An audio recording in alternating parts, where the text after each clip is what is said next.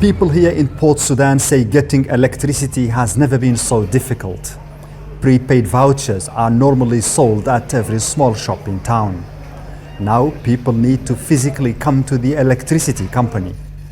The central servers providing the service stopped working shortly after the conflict began in April. We have a problem with electricity.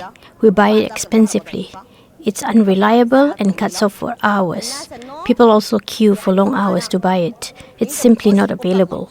They have very few counters and staff members, which causes this crowding, even though they know it's summer and Port Sudan is the city with the highest consumption of power at this time. The city needs up to 200 megawatt of electricity in total. Only half of it is being provided from the national grid. Attempts to fill the gap by building small power stations haven't worked.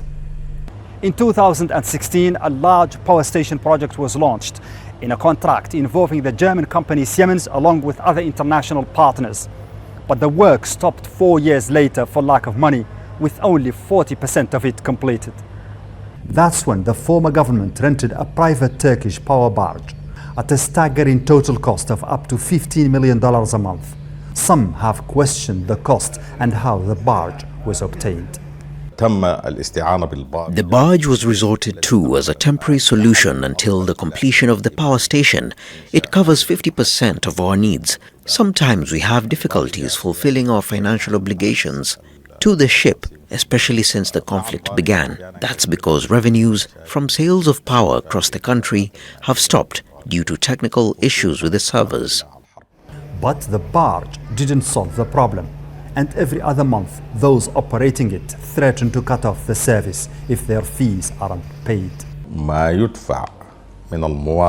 The amounts we collect from subscribers don't exceed $1 million a month.